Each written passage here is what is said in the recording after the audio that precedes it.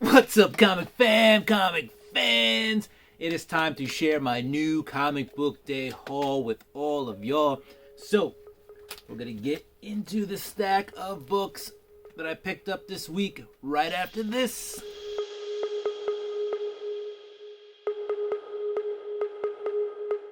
Welcome back. Don't forget to subscribe, hit that notification bell so you can be notified when new content comes out. Go ahead and like the video, hit that thumbs up button if you like the content, and leave a comment down below so we can get to talking about this week's comics. Alright, we're going to start off with two books that I picked up for about 50% off cover. Actually, no, the first one was 20% off cover. But we have Web of Spiderman Number One. This is the variant. This is the California Adventure variant cover. So I picked that up. I think this book is, I don't know, when I checked a while ago, it was like a $20, $30 book. I'm sure by now it's like a $10 book, if not back down to cover price. But I picked that up. And then this one was half off. And I picked up Radiant Black Number One, the first printing. So always good to have a number one. And I actually read this for the first time. Realized I hadn't read the first issue I picked up. I liked it. It was cool. I think there was enough in there to keep me interested to purchase number 2 of that series. Alright, those were older books. Let's get into this week's books. Another one that's been out for a while, but I finally read it, is Nottingham Number One. This is the 4th printing. I had the first printing, the original one. I just never read it. So I picked up the 4th printing because the number ones are going for like $30 to $50 on eBay. So I was like, you know what? I'll buy myself a reader copy. So I got the 4th print. And watch this one just explode at some point in the future if they make a series based on this, because it's always the later prints these days because of scarcity that seems to explode later on in time. But this is a really interesting retelling of the Sheriff of Nottingham and Robin Hood and Lady Marian. So it's not for children at all. It's from Mad Cave Studios. It's really good. I thought it was really good, or it was really interesting. At least it sucked me in. So I am ready to read Nottingham Number 2, which I have around here somewhere in a box. I've been getting them in the mail, getting all these mail deliveries. So one day I will check out the books that I've mail ordered. All right, next up from the indies, from Boom Studios, we got Berserker Number 3. This is the Jeff DeCal cover B, variant cover. I did not get the foil. I decided to stay away from the foil. It's foil crazy. And this cover is dope enough without the foil. So if you ask me, good enough. This kind of goes into Berserker's history. Again, it shows him as more human, or having more emotions than was previously thought. And it was just, I think it's a good read because it just separates the chaos of the Berserker, right? And he just goes in, destroys stuff. So this kind of just gives a little bit more of his origin story, which is fine. Now we're set up for some more action, right? So now I want some more action. I want to see the Berserker go crazy, but we understand a little bit more behind his motivations for what he does and how he operates as a person. So I enjoyed that story, and I look forward to Berserker 4. All right, next up we have The Many Deaths of Layla Starr Number 3. And if you checked out Gary B, the Casual Comic Guys channel the other night, I was on The Usual Suspects, and they asked me what my favorite indie was at this moment, and I said this book. This is definitely one of my favorites at this time, in this moment. It's just different. Ram V is really killing it. Philip Andrade,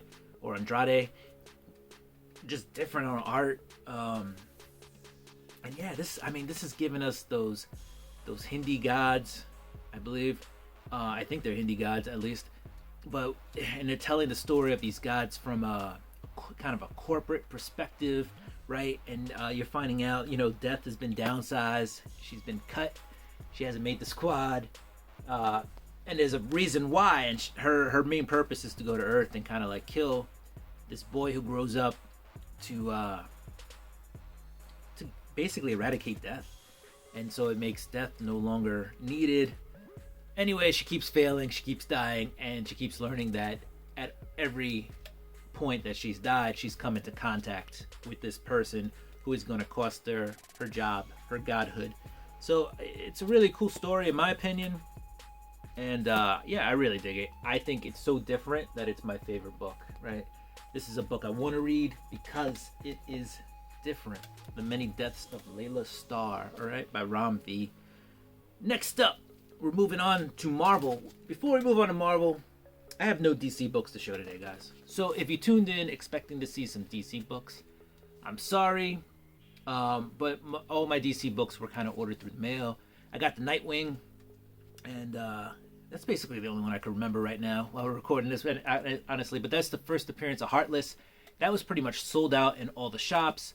I forgot to ask for an issue to be put aside, but I did manage to order one in the mail through a comic company that I've been getting a lot of stuff ordered in the mail. So I'll get Nightwing and the first appearance of Heartless coming to me in the mail. So that's my DC pull for the week, alright? Alright, next up we got Peach Momoko Demon Days, Mariko, and this has Black Widow in it, or her version of Black Widow. This is told in like a Japanese storytelling fashion and then translated into English. I just think it's different when we talk about books that are different. And I like it. I like the art style. I like the storytelling. Now you gotta remember, this is a different style of storytelling, right? So this isn't gonna be what you're used to here in the Western Hemisphere. With that being said, it takes some suspension of disbelief, let's call it, to get into this book. But it is really good. If you're into traditional comic stories, I wouldn't recommend this book for you. But if you want to try something different, go ahead. It doesn't really focus on the Black Widow though. It focuses on this Mariko character, right? So she's Oni, which is kind of like a god, part demon. Yeah, right. So they're like demon gods, I guess. And her grandmother, or adoptive grandmother, found her, brought her into the regular world, and the Black Widow character in this was kind of like her babysitter or her maid. And so it tells the story of how this one other Oni is like after her because she wants her blood, because she only feeds off of blood, but only these Oni bloods. Finds out that she is this Oni creature, not just human, and wants her blood. And then the Black Widow character decides to protect her. So it's an interesting story. It's different.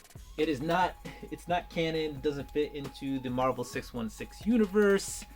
So that's that. All right. And speaking of, when we go back to this being my favorite book, what I forgot to mention was also, it was The Usual Suspects. So it wasn't only Gary B. It was Jimmy the Don, and we had Chip Getler on there. Okay. So those guys were there. They put me on the hot seat. They roasted me. It was a great time. Okay. Let's continue on with the books. All right, next up we got Miles Morales, Spider-Man number 27. This is the Rose Besh B cover. It's just a dope cover, so it was mostly a cover buy, but I've been reading Miles Morales sporadically here and there. Basically, this is him versus the clones. It's part of this Clone War saga that they've got going on in Miles Morales Spider-Man, right? Every Spider-Man's got to go through his own clone saga.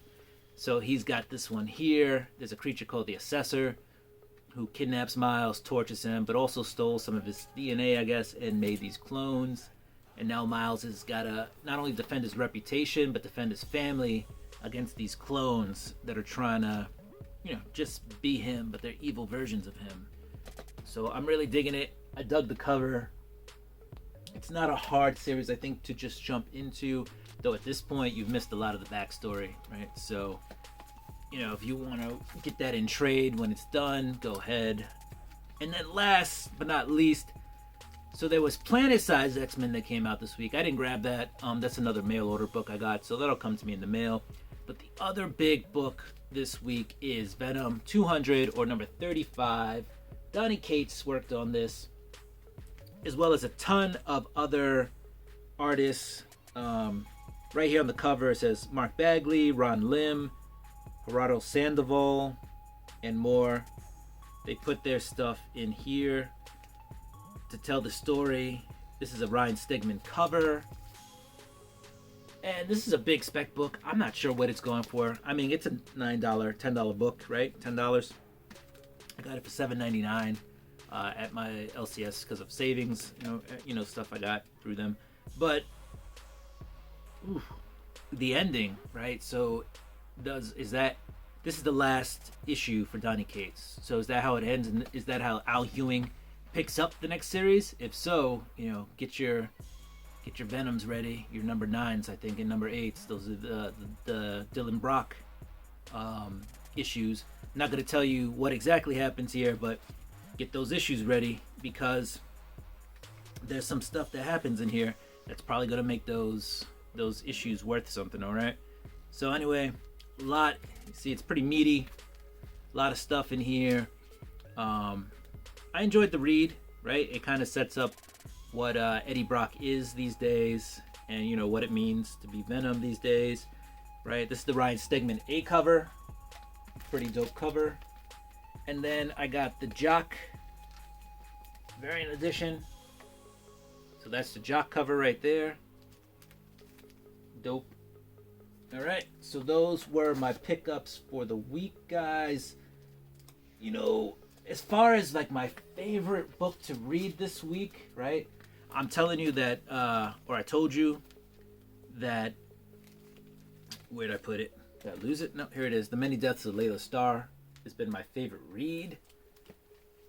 Right? So that probably was my favorite read this week. But this one, Nottingham, that has me intrigued. And they're up to issue 4 by now. And these issues are really hard to pick up.